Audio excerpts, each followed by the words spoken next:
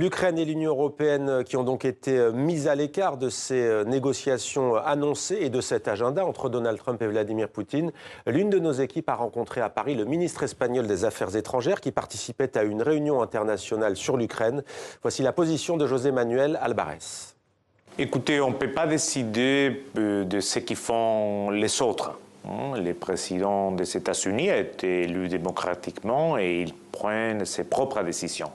Ce que nous, les Européens, et c'est ce que nous avons fait hier ici à Paris, ensemble avec notre collègue ukrainien, c'est décider qu'est-ce que nous allons faire dorénavant pour la paix en Ukraine.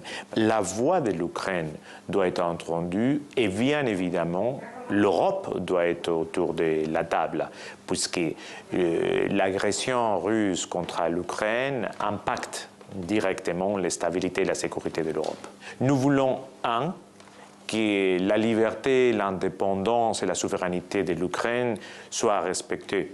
Et deux, que les principes les plus élémentaires de la Charte des Nations Unies, à commencer par le fait que la guerre ne peut pas être le moyen de résoudre les différends entre les États, soient respectés sur le territoire européen.